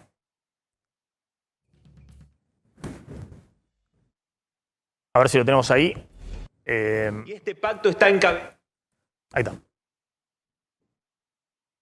Y este pacto está encabezado, entre otros, por usted, presidente, por Sergio Massa, por Gerardo Morales, por Larreta son quienes, entre otros, se postulan para competir en el 2023 por el virreinato del Fondo Monetario Internacional, como dijo mi compañera Miriam Bregman, amigos de la Embajada Norteamericana, los nacidos el 4 de julio, como algunos le llaman, que tenemos que luchar para que no nos vuelvan a robar el futuro. Muchas gracias, señor presidente. Gracias, diputado del Caño. Una pequeña observación. Se lo dije el otro día en mi oficina, se lo reitero, nací el 28 de abril del 72, no el 4 de julio. Gracias. Bueno, ahí hubo... Le hubiese gustado el 4 de claro, julio, pero bueno, terminó medio con sonrisa el cruce entre el Caño y Massa, pero es un poco así, digamos, hay un reacomodamiento, digamos, político donde hay una discusión respecto, bueno, a cuál va a ser la política económica, la relación con el Fondo Monetario, una discusión en la cual el gobierno le agradece a la oposición, no sé, seguir gobernando. Es decir, le agradece que lo apoye en esto y que, como dice Arroyo, lo apoye en el Senado, porque si no, no tiene los números. Hay una izquierda que es consecuente, dice, esto es un desastre, nos lleva, y del Caño seguramente va a crecer políticamente. Hay una derecha, Milei y Esper, que también dicen por otros motivos, y muy probablemente también puedan crecer, y el kirchnerismo no sabe dónde ubicarse. Maxi, sé que tengo un amigo que tiene dos características. Tiene una vida muy austera económica y tiene un gran sentido del humor. Él tiene un cuarto en la terraza del edificio, que es bastante modesto, donde vive. Entonces muchas veces te dice, ¿quieren venir a mi penthouse? Si nos comemos un asadito en el Zoom, que es una parrillita de metal que está ahí al costado. ¿Por qué señalo esto? Digo, porque él describe algo con humor, donde trata de presentar lo que no es como algo mucho más virtuoso. Nosotros, y acá los politólogos probablemente tengamos cierta responsabilidad, le decimos coaliciones a cosas que no son coaliciones. Esto no es una coalición de gobierno. Es otra cosa, no sé qué nombre le puedo poner. En este momento, por lo menos, no es una coalición de gobierno. Es otra cosa. Es tratar, digamos, de ir llevándola y, por lo tanto, pone en una situación dificultosa tanto al que tiene la responsabilidad de los actos de gobierno y que, lógicamente, como explicaba Daniel Arroyo, se basa en la ética de la responsabilidad para responder, y hay otros que se paran en la convicción, pero en un esquema que está muy débil, porque yo digo, en el fondo, cuando vos ves la perspectiva de la Argentina actual, es decir, lo que tenés es una suerte contención de la mediocridad. Estás en una situación de debilidad que se va a extender mucho tiempo. Es decir, con muchas más reservas de las que tenemos ahora hemos tenido crisis importantes. Vos lo sabés muy bien. Entonces digo, estamos en una precariedad muy fuerte y una política que sin liderazgo, porque este es el problema, que la oposición no tenga liderazgo, aunque pudo resolver virtuosamente este motivo, en un régimen presidencialista se entiende porque van a resolver el liderazgo el año que viene. Ahora, que no haya liderazgo en el Ejecutivo es mucho más difícil, porque tiene que haber un liderazgo que sintetice, alguien que al final del día, después de permitir discusiones, Peña le dice, y ahí tenés un tema. Perdona, te agrego algo más. La oposición no tiene liderazgo, pero votan todos juntos. Bueno, por eso es digo una señal que muy fuerte, es una señal muy fuerte. Digamos, ya sea por afinidad ideológica, no sé, por el espanto del kirchnerismo del otro lado, lo que sea, pero la oposición en este momento no tiene liderazgo, que es un poco lo que plantean todos, pero votan todos juntos, van a votar todos juntos en el Senado y en diputados, no es menor, ¿eh? Igual me parece que, les pregunto a los consultores, pero la oposición encontró un mecanismo de funcionamiento para poder tomar decisiones que el oficialismo no encontró. En ningún momento hubo todas las semanas vemos que se junta la Mesa Nacional de Juntos por el Cambio, no vemos todas las semanas la Mesa Nacional de Frente de Todos, ¿no? Pero digo, por eso no es menor, digamos, que un partido o una coalición de la oposición haya generado una votación donde hubo uno solo que lo rechazó, que fue López Murphy. Eso es muy fuerte en términos de uno dice, más las ausencias. Y sin liderazgo. A mí me parece que es al revés. La sociedad está fragmentada y por eso el sistema político está fragmentado, y para mí los próximos 10 años de la Argentina va a ser de coaliciones con cierta inestabilidad, porque nadie representa al conjunto, porque está desenganchada en serio la relación entre la sociedad y la política, está muy lastimada, más allá de que puedan crecer extremos, está muy lastimada, y lo que creo que vamos a tener que convivir y aprender es a tener un régimen presidencial con coaliciones que tienen fuertes dificultades. La tuvo el gobierno anterior en términos de cómo conformar internamente la coalición, la tiene y para mí los próximos 10 años, gobierne quien gobierne, van a ser de coaliciones. El temor de lo que vos planteás es que si esto fracasa, la Argentina termina en Del Caño o en Milei o Esperde, así, de una punta a la otra. No, a mi gran temor es que vaya a la extrema derecha. Yo creo que lo que está construyendo... No tendrías tanto temor si fuera hacia Del Caño. Pero más allá de eso digo... Yo creo teniendo a Boric acá lo que en yo Chile. creo Digo. es que el riesgo es que la extrema derecha genere sentido común. Y genere sentido común en términos de todos los problemas se resuelven de esta manera y ahí vaya y se complica. Ese es un temor lo sumo a real. Lombardi. Gracias, Fernán, por venir. Bueno, contame, ¿qué estás viendo, digamos, en todo esto que estamos discutiendo? Primero, no había programa económico, no había plan económico. La verdad que no había plan. El plan, vos lo sabés, a mí me pasa, me siento muy identificado con vos cuando te veo. Sonamos. No, porque tratás, ¿sabes por qué? Te voy a explicar por qué. Porque tratás de explicar todo. Y a veces cuando explicás todo, te quedás tan enganchado y decís, ¿cómo salgo de esta? Y le pedís, pásenme el grapa. Pero, viste, nosotros tenemos necesidad de explicar, compartimos quizás una tradición académica común. Pero en esta, yo te digo, en eso de explicar, no hay plan. Vos fíjate nada más que el tema de el déficit fiscal. Hay un senderito. No voy a dejar de decir que al final del senderito, de los 4 o 5 años, terminás con el mismo, como objetivo, con el mismo déficit que dejó Macri en el 2019. Quiere decir que perdimos lastimosamente el tiempo. Ahora, con más pobreza, con más impuestos, porque al final del senderito que propuso el gobierno es el mismo número de Macri. Es decir, el equilibrio fiscal, que tenía 0,5 de déficit en 2019, el objetivo del gobierno es llegar a lo mismo que ya teníamos. Por supuesto, con un esfuerzo que hizo el pueblo argentino. Segunda cuestión respecto a esto, me parece... Hernán, pero no nos metamos tanto en la discusión económica. En el medio tuvimos una pandemia que generó que tuviste que meter 7 puntos del PBI. Yo trato de explicar con equilibrio. Bueno, y vos sabés vamos a la cuestión soy muy política, crítico, digamos, de lo que plantean unos y otros, tratando de describir que la gente entienda y que en todo caso tome sus propias conclusiones. A mí me interesa mucho tu visión respecto a esta nueva dinámica política. Vos has tenido una experiencia, en su momento... eras muy joven con el alfonsinismo y después tuviste la experiencia en el gobierno de la Rúa. Me parece lo que se percibió en la dirigencia política, muchos dicen el rol de Carrió alertando sobre esto, es la debilidad y la fragilidad del gobierno y la necesidad de no caer en una nueva crisis como el 2001. Y ahí el radicalismo acompañó rápidamente a lo que había planteado Carrió y después se lograron equilibrios en Juntos por el Cambio cuando había algunos que tenían una posición más cercana, no digo a la del Caño, no vamos a discutir, pero cuanto peor mejor, digamos, para cambiar el sistema. Eso no, nosotros, la verdad, eso terminó siendo más una cuestión pero había dentro de Juntos por el Cambio algunos que planteaban eso. Siempre sobre todo los que teníamos la experiencia del 2001. Bueno. Ni hablar. Y el PRO, respecto de esto. Yo siempre, la clase política, o el 95% de la clase política, aplaudiendo de pie la quiebra de la Argentina, es un momento trágico de la Argentina. Aplaudieron de pie Rodríguez Sá y el default. Así que nosotros, fíjate que de los primeros documentos de la Mesa Nacional de Juntos por el Cambio, estaba evitar eso, evitar el default. Ahora, el programa económico no existe, es un cambalache, no tiene nada de nada. Pero fíjate cómo se deduce una cosa de la otra. Vos dijiste una cosa importantísima. Yo lo marqué ayer no tienen convicciones. Allá, Daniel, no es personal. ¿Cómo llevas adelante un programa económico donde el 33% de la fuerza, digamos, si fuera, lo medís por diputado, les votó en contra o no fue, pero el 66% dice, lo voto con asco. El presidente dijo, odio al fondo. Ahora, ¿cómo haces? Vos sabés que la economía es una generación de confianza y dices, vamos para allá. Después discutamos qué es para allá. Pero no puede no haber liderazgo, no hay nada. Entonces no va a funcionar. Y vamos a tener una altísima inflación este año y nosotros nos vamos a poner como una trinchera para que no aumenten los impuestos.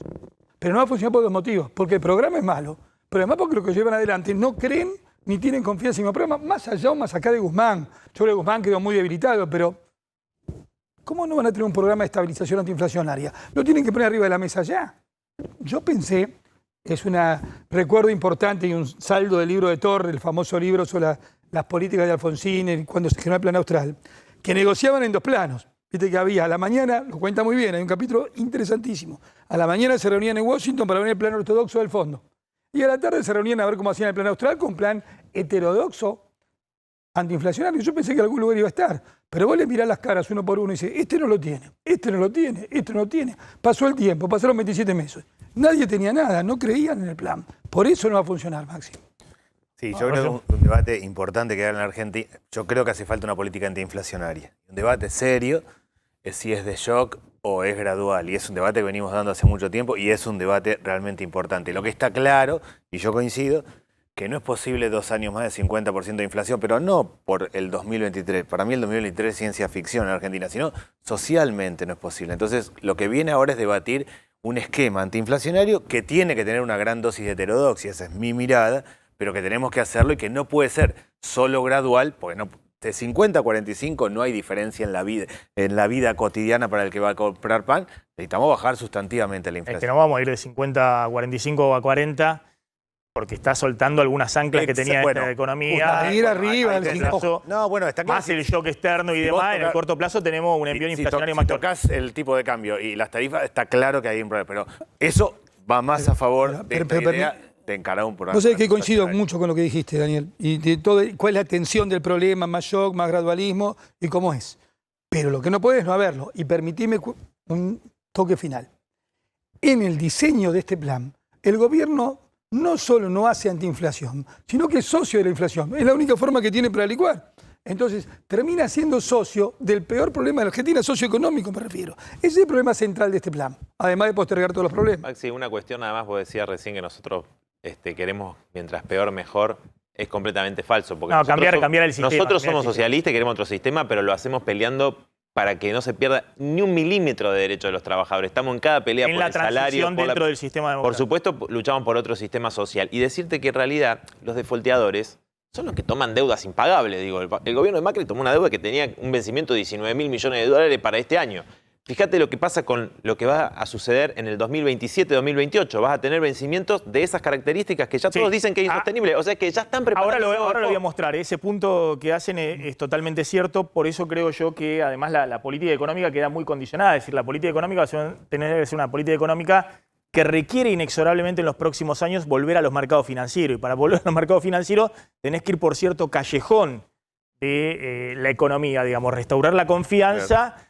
Muy claramente, porque si no refinanciás en el 2024-2025 parte de los vencimientos de deuda, se te acumulan todos los vencimientos de deuda, tanto con privados con el FMI, y Argentina va a una nueva crisis de default, de reestructuración y demás.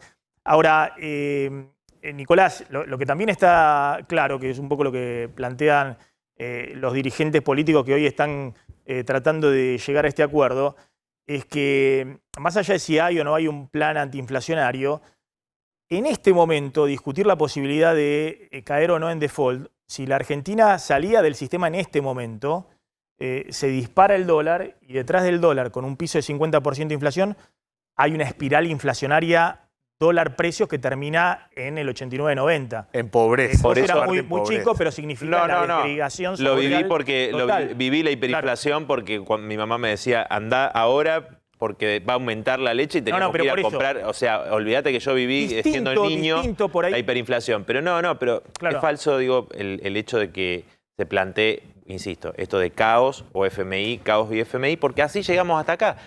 Desde la dictadura esta parte se multiplicó por 42 la deuda, de 4 al 40% la pobreza, el salario de los trabajadores a la mitad. Con este mismo chantaje llegamos hasta acá. Entonces, el planteo nuestro no es el default que hizo Rodríguez Sá. Nosotros queremos plantear el desconocimiento soberano como parte de un conjunto de medidas. Y obviamente convocar al conjunto de los países de América Latina. De hecho, Alfonsín había amagado con el club de deudores y después te pongo un punto ahí, porque digamos, todos criticamos el aplauso de Rodríguez Sá, el default y demás. El desastre fue la política económica de la Rúa. Fue anterior, la debacle del 2001 no fue por el default, claro.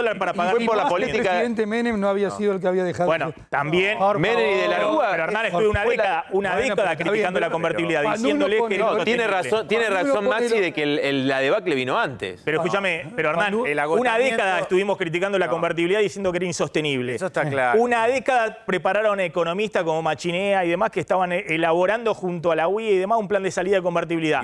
Van al gobierno y sostienen la convertibilidad y después estalló todo. Déjame hacer un punto ahí. Y el pueblo argentino votó la convertibilidad no solo en la elección del 99, sino la ratificó en las parlamentarias del 2001. Pero si no te el pueblo equivocás, no tiene que saber, no tiene que saber de macroeconomía, de cómo va a estallar o no va a estallar una situación. A mi modo de ver, esto fortalece la idea que es complejo el tema. Desde el 95 en adelante la convertibilidad tuvo problemas, pero es complejo. No se sale con títulos fáciles. Decir heterodoxo, ortodoxo, gradualista, no gradualista, de shock, es fácil tirar 3 títulos, pero es complejo para todos. Sí. Y entonces sí necesitamos, en serio, construir un plan con consenso, serio, económico, que tome todo el conjunto de las variables. Y de verdad me parece que no es hay que salir del modo electoral, salir de los títulos fáciles y tenemos que trabajarlo entre todos. Nadie tiene la certeza. Conectamos, por favor, con Ucrania en este momento. Está Luciano de Pasquale, que es nuestro corresponsal, y está Ricardo Fernández Núñez, que es empresario vitivinícola con operaciones en Ucrania. En este momento, ¿dónde está? ¿Qué tal? Gracias por atendernos. ¿Qué tal? En Varsovia, en Polonia. No, estoy en España. Vine. Bueno, cambiemos anoche, el grafo entonces. No tarde, está en Varsovia, está en España. Ahora estoy en España, pero me voy mañana de nuevo para Polonia. Perfecto. ¿Cómo está la situación en este momento en Ucrania? Muy mal. Muy mal porque, contrariamente a lo que se suponía, Putin ha empezado a bombardear el oeste de Ucrania. No solamente ha bombardeado, bueno, como ustedes ya saben, ha bombardeado hospitales como el de Mariupol ayer, que es la maternidad, sino que ahora ha bombardeado una ciudad a 78 kilómetros de la frontera con Polonia y otra ciudad a 130 kilómetros de la frontera con Ucrania, que eso quiere decir que está bombardeando muy cerca de la Unión Europea.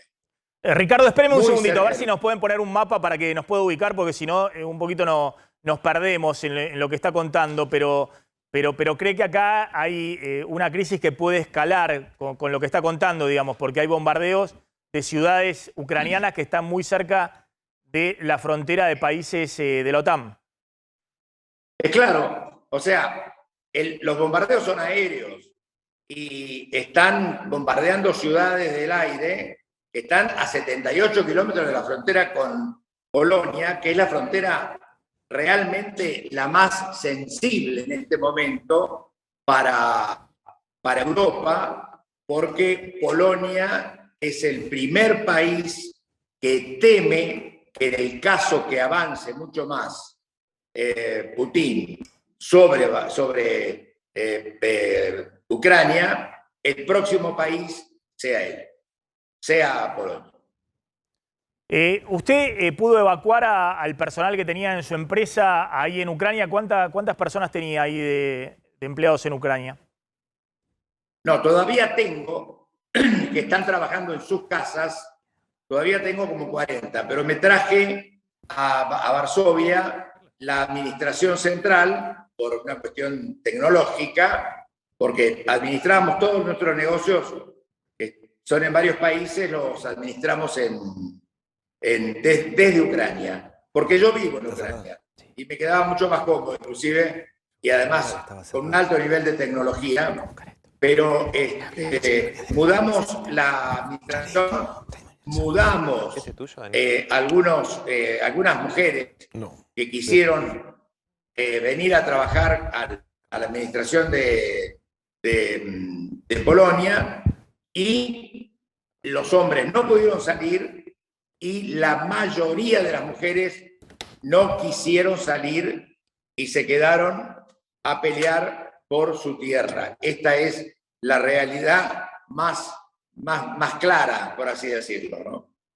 Por lo que usted cuenta, Ricardo, ahora viendo el mapa, es que estos bombardeos en el oeste de Ucrania también lo que hacen es cierran un poco las vías de evacuación o de escape de aquellos que están saliendo del país. Bueno, más o menos, porque aun cuando han bombardeado en Ivano-Frankivsk, todavía queda mucha, es muy grande la frontera que tienen con Polonia, es muy amplia, Entonces hay muchísimos pasos fronterizos. Sí están complicando la salida por Ucrania, la salida por Rumania. Pero todo lo que es Hungría, no, lo que es Eslovaquia tampoco, lo que es Moldavia había bastante gente, pero el gran grueso, la gran cantidad de gente que está yéndose a otros países, se está yendo por Polonia. Que, dicho sea de paso, está haciendo un trabajo maravilloso, increíble, con una organización perfecta que realmente nunca había visto yo de las veces que me tocó ver, aun cuando sea una película, este tipo de organización, una cosa tan perfecta como la que está haciendo. Ricardo, espérame un segundito, porque Florencia, ¿cuáles son las novedades que querías plantear y un poquito después las podemos conversar con Ricardo? Lo último que sabemos es que habló el presidente de Estados Unidos, Joe Biden, hace un ratito nada más y dijo que hay que, por un lado, evitar la Tercera Guerra Mundial y que no va a librar una guerra contra Rusia en Ucrania. O sea, sostiene esta posición de la OTAN en líneas generales y dice que eso no va a suceder. De no meterse. El presidente ruso Vladimir Putin dijo hoy que va a permitir el ingreso de voluntarios a Ucrania para poder pelear, para poder ayudar, con esta idea de que no están alcanzando los soldados rusos para la tarea que pretenden hacer en Ucrania. De hecho, se venía hablando de zonas a las que ni siquiera van porque no tienen suficiente gente y ahora están hablando de voluntarios en distintos lugares del mundo. ¿A dónde se supone que van a buscar esos voluntarios? Bueno, hablan de buscar en Medio Oriente, en Oriente Extremo, y que la mayoría de esos soldados van a ser soldados sirios. Se habla de 16.000 soldados sirios que podrían ir desde distintas zonas de Siria y hay imágenes que se están difundiendo de lo que podría ser esa convocatoria. Y digo lo que podría ser, pues son imágenes que transmite el Ministerio de Defensa ruso y que es todo lo que sabemos sobre eso. No tenemos muchos más detalles. Otro detalle que dio el ministro de Defensa ruso en una reunión del Consejo de Seguridad es que estos supuestos voluntarios ya están listos para ir a combatir cuando se disponga. También habría que pensar cómo van a hacer desde las distintas zonas para entrar en esto de, por un lado, la negociación de los corredores para que puedan salir los ucranianos y por otro lado, que de repente, seguramente desde Rusia, o sea, previo paso por Rusia, entran los sirios. Y desde el punto de vista de la población civil, lo más impactante, lo que se había visto ahí en Mariupol, en el sur, con el bombardeo de esta maternidad, ¿han seguido hechos de bombardeos a población civil? Sí, incluso desde antes de que ocurriera ese bombardeo, desde hace 6 días están tratando de evacuar esa zona, de evacuar esa ciudad y no están pudiendo, lo están intentando de muchas maneras distintas y es una ciudad de 500.000 de habitantes que está en esta... Bueno, veíamos las imágenes ayer de cuando trataban por lo menos de mover a aquellas mujeres que habían vivido esa situación en la maternidad, pero empiezan además a tener problemas de abastecimiento. Entonces, están desesperados por salir, no solamente por los riesgos de un bombardeo, sino además porque no tienen más recursos para quedarse en el lugar. El corredor de Mariupol está bloqueado, está, por lo que veníamos viendo y por las negociaciones que se están teniendo, un poco más abierto en los alrededores de Kiev, pero dice la Cruz Roja que en Mariupol las condiciones son apocalípticas. En estos términos hablan. Hay medios que describen estos distintos intentos que hubo de evacuación y cómo no se está pudiendo. Sí, esas imágenes eran impactantes, ¿no? Las imágenes que transmiten los fotógrafos y camarógrafos ahí en Mariupol con la población civil, con fosas comunes. La verdad que son imágenes impactantes, ¿no? Más allá de las imágenes que hay de otro tipo, de propaganda, de un lado y del otro, esas imágenes son verdaderamente impactantes, ¿no? No tienen que ver con los helicópteros o los tanques o esas cosas que se ven, sino que son familias destrozadas en situaciones verdaderamente impactantes. Y además la desesperación, porque es que llegan a la frontera y no pueden cruzar, no tienen la posibilidad de seguir avanzando o se van cruzando con esos tanques rusos que están rodeando distintas ciudades y una tiene que ver con las puertas o los alrededores de Kiev. Ricardo, simplemente, ¿cómo cree que sigue esta situación? Bueno, miren, yo quiero hacer un comentario sobre lo que dijo su colega respecto de lo que está pasando con los refuerzos que está buscando Putin. Putin está buscando dos tipos de refuerzos. Uno es el escuadrón checheno. El escuadrón checheno es famoso porque nosotros lo llamaríamos los gurkas. ¿Se acuerdan los gurkas de las Malvinas? Sí, bueno, mercenarios, digamos, el escuadrón checheno es eso. Claro. Es un escuadrón de choque realmente sanguinario, guerreros, peleadores, y que van al frente siempre de las tropas regulares. Han necesitado del escuadrón checheno. Segundo, están hablando de traer ahora 17.000 soldados sirios para apoyar la invasión. La pregunta es, ¿por qué necesita refuerzos Rusia con 150.000 soldados desplegados alrededor y dentro de Ucrania? La razón es porque Putin ha perdido la primera guerra que se planteó. Putin tenía como planificación que en una semana tomaba Ucrania, echaba al gobierno, ponía un gobierno que le respondiera y con eso terminaba el tema Ucrania y se ponía a negociar con los países de la Unión Europea para ver el tema del mapa de la seguridad de Europa. No pasó eso, ha perdido esta primera guerra. No quiero decir, y por favor interprétenlo bien, que ha perdido la guerra, pero ha perdido su primera guerra. Entonces, ahora, necesita refuerzos mucho más sanguinarios. ¿Y por qué los sirios, que son realmente muy duros? ¿Por qué los chechenos, que son mucho más duros? Porque se ha determinado que las fuerzas rusas están desmoralizadas porque en el golpe, en el combate de contacto que se llama, las fuerzas rusas son derrotadas por las fuerzas ucranianas. Los rusos ganan desde el aire, ganan con los cohetes, pero cuando entran a las ciudades son derrotados por los soldados ucranianos. Que los soldados ucranianos son 3 ejércitos, como dije. El primero es el ejército regular, que es realmente muy profesional. El segundo son los comités de autodefensa, que son muy duros porque si bien tienen alguna formación militar, no tienen las reglas militares. Son mucho más espontáneos para la guerra, son mucho más fuertes para la guerra. Y el tercero es que en todas las casas de Polonia, de Ucrania, hay bombas Molotov armadas con enseñanzas del gobierno para que cada casa defienda su territorio. Pongámonos bien de acuerdo con esto. Putin está aislado del mundo. Putin ha perdido su primera jugada, que era quedarse con Ucrania en menos de una semana. Está buscando refuerzos sanguinarios. Está en este momento diciendo que las medidas que ha tomado Occidente para él son una declaración de guerra. Empecemos a sacar conclusiones de cómo le está yendo a Putin.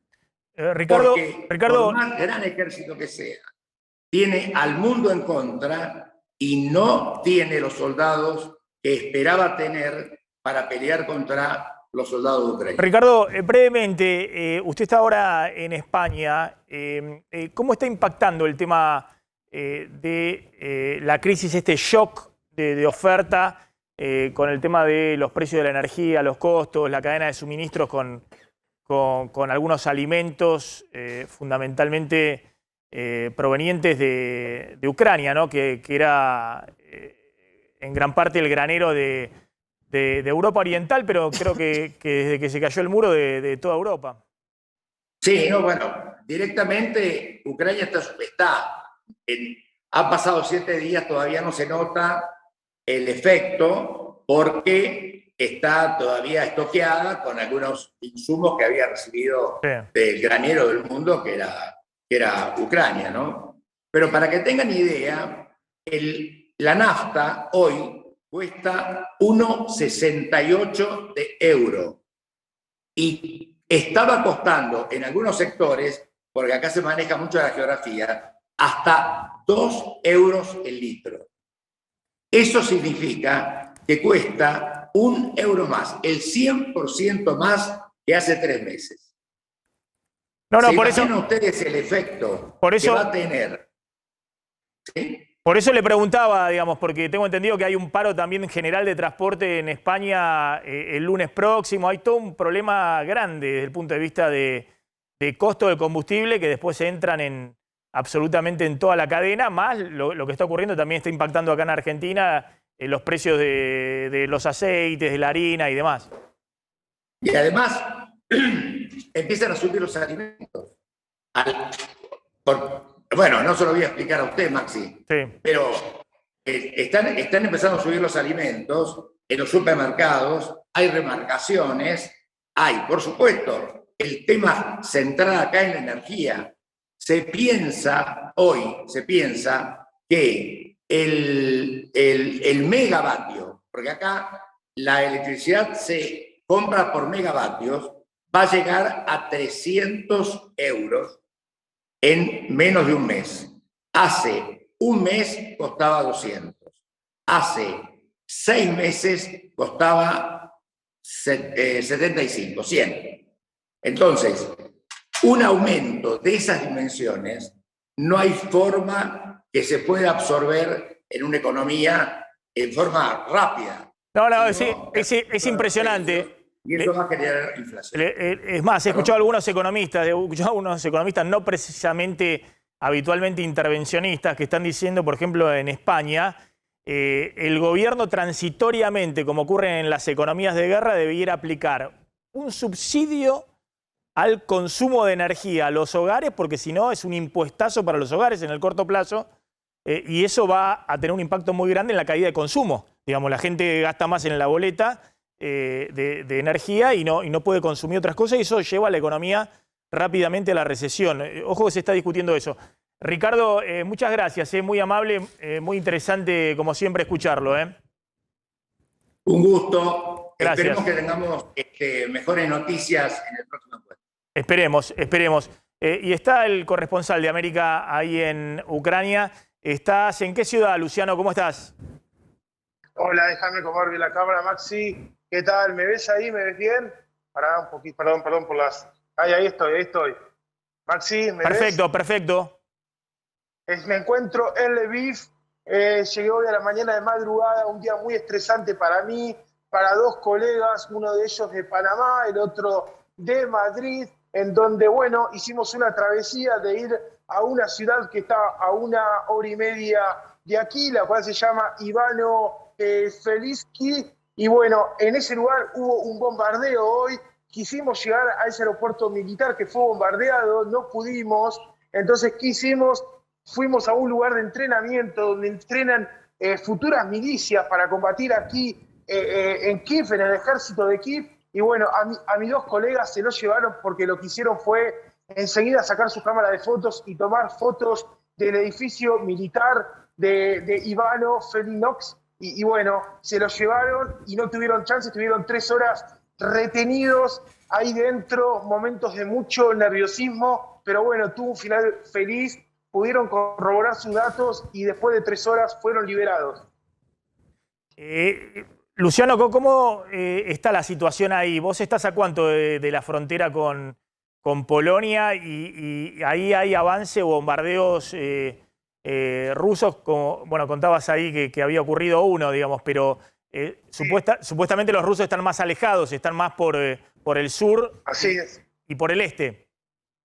Así es, Por el igualmente norte. ya han bombardeado una ciudad que está cerca de la frontera de Mediac, donde yo he transmitido los últimos días. Hoy es mi primer día aquí en Libanov, en Lviv, en Shuldigun, así que nada, aquí lo que veo es mucho movimiento de la gente. A las 10 comienza un toque de queda. Aquí la gente está comprando los últimos víveres antes de quedar encerrada y no poder salir más a la calle. La verdad que hasta ahora todo tranquilo. Lo que sí, en los alrededores de la ciudad hay muchas barricadas, muchos controles, muchísimas barricadas. Me sorprendió desde que crucé la frontera de Mediac hacia aquí. Es impresionante la cantidad de barricadas que hay. La verdad que terrible, la verdad me sorprendió, y muchísimo los controles que hay pidiendo pasaportes, revisando pertenencias personales. La verdad que están muy paranoicos aquí, es la palabra justa, muy paranoicos. Ven un celular y se piensan enseguida que uno puede llegar a ser un espía ruso, a tal extremo, digamos. No se puede sacar prácticamente fotos. Yo la verdad que ahora no sé cómo estoy filmando en vivo, cómo estoy haciendo esta transmisión, porque en cualquier momento puede aparecer un soldado, los que están patrullando, hay muchos soldados patrullando aquí del centro, y me pueden pedir que deje de hacer esta transmisión, ¿no? Porque se pueden pensar que que soy un espía ruso, así literalmente. Claro, están con ese tema, obviamente porque están asediados por los rusos. Luciano, gracias, cuídate y seguís en la continuidad de A24. Gran trabajo desde allá. Luciano, ¿qué hora es ahí? Mirá, tenemos una hora más a comparación de Europa occidental. Así que en este momento son, ya te digo, las 7, si no me equivoco, para que te las manos ocupadas, Maxi, las 7:32 de la tarde, aquí en Lviv. Y ya está haciendo frío. Luciano, gracias. No, gracias a vos, Maxi, bueno, y será hasta la próxima. Gracias, muy amable. Ahí está Luciano Pascuale, el corresponsal de América y de A24 en Ucrania. Vamos a la tanda, te quedan un minutito, hacemos una tanda corta y cuando volvemos terminamos la discusión con Lombardi, con Arroyo y con Nicolás del Caño de cómo sigue este tema del acuerdo con el fondo y el debate en el Senado, que empieza ya el lunes próximo. Tanda, ya volvemos.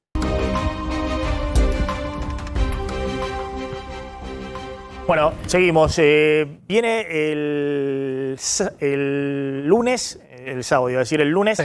En el Senado se va a tratar... Empieza a tratarse en el Senado el acuerdo con el Fondo Monetario Internacional, arranca con la Comisión de Presupuesto y Hacienda, un plenario de comisiones, habrá que ver qué comisiones lo integran finalmente.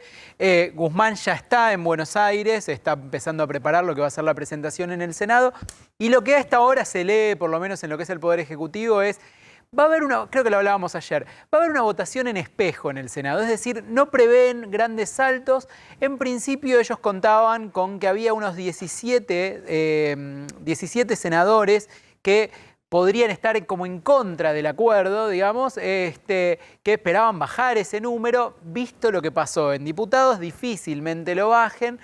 Estamos hablando, a ver, unos 15 senadores del oficialismo van a acompañar. Y tenés 35 de... Y tenés 33 de la oposición que también acompañarían. De esa manera construyen una mayoría importante que además se acercaría un poco al tema de los 2 tercios para poder dar un tratamiento, porque en el Senado el reglamento es diferente. ¿Qué significa esto? Una vez que tienen dictamen de comisión hay que esperar 7 días para llevar el proyecto al recinto. Con los 2 tercios te garantizás que inmediatamente, apenas esté el dictamen de comisión, se puede votar. Bueno, habrá que ver cómo juegan las negociaciones internas también con el kirchnerismo, con Cristina. En el Senado recordemos que la posición del kirchnerismo y del cristinismo es más fuerte que en diputados. No, pero ya está claro que con este esquema, ya entre los gobernadores y Juntos por el Cambio, no necesitan demasiado. Los votos no los necesitan. No lo que sí necesitan, bueno, es que Presidencia convoque a la sesión y que la sesión se dé de una manera ordenada, ¿no? Bueno. Hay que ver si la Cámpora, por ejemplo, va a mantener el silencio que mantuvo en la Cámara de Diputados o si por el contrario se va a expresar a viva voz. Digo, va a ser otra dinámica en este debate del Congreso. Sí. Yo no veo dificultades de votación en el Senado, sí claramente la reconstrucción de lo que tiene que ver un plan antiinflacionario. Para mí, terminado eso, es las medidas económicas, un plan antiinflacionario, ese es el debate central. No veo dificultades, es evidente, terminamos de un acuerdo con el Fondo Monetario, evitamos el default, ahora viene la vida cotidiana. Claro, ahí estamos hablando un poquito antes de ir al aire, un poquito más conceptual de lo que viene. Y está también en el documento de de Máximo Kirchner, ¿cómo se logra el déficit fiscal de 2,5% este año? Partís de 3,5%, porque este año no tenés el medio punto de impuesto a los altos patrimonios. Y bajar un punto de déficit fiscal este año, bueno, requiere claramente que bajes fuerte los subsidios económicos, que es muy difícil con este shock de aumento de todo el tema energético, con lo cual es obvio que la cláusula de emergencia que tiene el acuerdo con el fondo para cumplir el déficit fiscal es la licuación de planes sociales que no se ajustan por inflación. Digamos que ahí hay un punto del PBI por arriba de lo que había en 2019, que todavía han quedado remanente del gasto COVID. Sí, tenés una parte, ojo, una parte se ajusta con el salario mínimo, que claramente ahora el 16 de marzo se van a reunir y va a subir, otra parte no. El punto es cuánto crece la economía. Me parece que el punto clave es qué capacidad de crecimiento tenés para llegar a ese 2,5. El problema es que también las pautas de crecimiento son cada vez menores año a año, ¿no? Porque el gobierno habla del sendero del crecimiento, pero lo que dice el acuerdo es que Argentina año a año tiene que crecer menos, justamente porque los dólares son para el Fondo Monetario Internacional, no, por ejemplo, para los importadores de la industria. Entonces, digo, a mí me parece que hacia el Senado, no sé qué va a decir Guzmán, porque Guzmán fue a defender que era inescindible el programa del crédito. Por lo tanto, bueno, ahora irá a decir otra cosa, como ya nos tiene acostumbrados, pero lo que quiero decir con esto es que va a salir el acuerdo ya está esta mayoría de los gobernadores, Juntos por el Cambio, el Frente de Todos, más allá del sector que no está de acuerdo. Y el problema son las consecuencias, ¿no? Porque lo que es realmente insostenible e insustentable es la vida de millones de personas que hoy están por debajo del límite de la pobreza, jubilación e indigencia, etc. Yo creo que desde el punto de vista económico, este es un programa que solamente sustentan con más inflación y más pobreza. Esa es la verdad. No hay nada, no hay ni siquiera mención de un programa antiinflacionario, ¿viste? Todo lo leímos, son renglones, eso no hay nada. Lo único que hay, y para darle estabilidad al sistema político, que Juntos por el Cambio, que tiene sus tensiones internas, tiene un mecanismo de resolverlas y se puede presentar como una isla, digamos, de cierta tranquilidad en un mar embravecido. Ahora, ¿qué es lo que pone en vilo a los argentinos? Por un lado, la situación económica, que ha ido empeorando. Y por el otro lado, el desmoronamiento del Frente de Todos, que francamente nosotros lo dijimos al principio, nosotros preferiríamos que hubiera una fuerza de gobierno y que esa fuerza de gobierno se organice. Bueno, ahora, hoy no está, ¿eh? Ojo hoy que si no se encausa la economía los próximos 2 años, tampoco es que si vuelve Juntos por el Cambio va a reconstituir la confianza. Recuerden que no solamente los argentinos, sino también los inversores tienen en mente el fracaso económico de Juntos por el Cambio. Pero la reconstrucción no le va a ser tan fácil a nadie. Al sucesor de este gobierno, además, si es Juntos por el Cambio, de la noche a la mañana. De los argentinos, que a los argentinos le mandamos bastante más sale mal estos 2 años. Décadas, ¿no? Y si se desacomoda. La falta de confianza viene de décadas. No, pero por eso. Pero hay en la memoria reciente. Absolutamente. Hay en la memoria reciente el fracaso económico de Alberto Fernández, de Macri, que se va a sumar al fracaso económico de Alberto Fernández y esto no se... Y si se desacomodan las variables económicas, se va a desacomodar la política también, claramente. Por eso todos tenemos que actuar con racionalidad y con responsabilidad. Están un poco desacomodadas, ¿no? Sí, pero por eso creo que tenemos que actuar con responsabilidad y con racionalidad. Un segundito, porque lo tengo díganme, al presidente de la Cámara de Supermercados, ayúdenme desde la producción, por favor. Víctor Palpacelli. ¿Qué tal, Víctor? ¿Cómo está? Maxi, buenas tardes. Bien, cuénteme brevemente esto que estaban denunciando, que hay faltantes, desabastecimientos. ¿Qué está sucediendo? ¿En qué productos? Bueno, principalmente categorías muy particulares y esenciales en la canasta, ¿no? En las harinas y sus derivados, en los aceites y sus derivados. Pero quiero aclarar una cosa, Maxi. La palabra desabastecimiento es muy fuerte, ¿no? Quiero ser realista en este sentido. Estamos teniendo hoy una falta de surtido en estos productos. Se ha incrementado o se ha potenciado esa falta de surtido en los últimos 10 días. Esta movida que han tenido las commodities, principalmente a nivel no solo nacional, sino internacional, entendemos que han provocado esto y bueno, los molinos harineros, por ejemplo, en la última semana han cerrado sus ventas, no han entregado o han entregado en algunos casos con factura abierta, con lo grave que representa esa situación, no solo para nosotros, incluso para los industriales panaderos, ¿no? La gravedad que representa eso. Pero evidentemente esta situación, el cuadro que hay hoy, la foto que hoy tenemos, es ausencia de surtidos y en algunos casos ausencia de algunas mercaderías, tanto de harinas como de derivados, aceites como, por ejemplo, también las mayonesas. Pero bueno, las últimas horas... La lógica es que ante esta disrupción enorme que está habiendo con el precio de las commodities, el trigo, el maíz y demás, esto está impactando muy fuerte y aquellos que tienen stocks no los largan porque no saben cuál va a ser el precio la semana que viene. Y en esto dependemos pura y exclusivamente del industrial. En este caso, lo que hablábamos de harina, de los molinos harineros. Los molinos harineros, claro, cortaron las entregas, restringieron totalmente las entregas. Ha traído, sí, en las últimas horas un poco de alivio al panorama, pero no total, la formación de este fideicomiso que ha hecho el gobierno con industriales, con productores.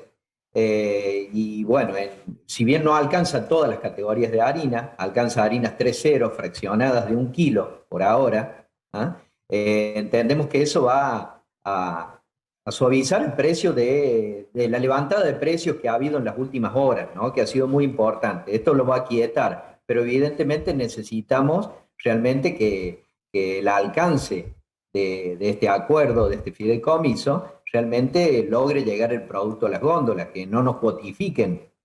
Claro. Y que no nos cuotifique, y que realmente si se llega a cuotificar, como ha pasado otras veces, como está pasando naturalmente, esa cuotificación, esa cuota, alcance para abastecer la demanda que tenemos, ¿no? Por eso es la preocupación que tenemos en el sector y en todas las cadenas regionales de la Argentina que representamos supermercados argentinos.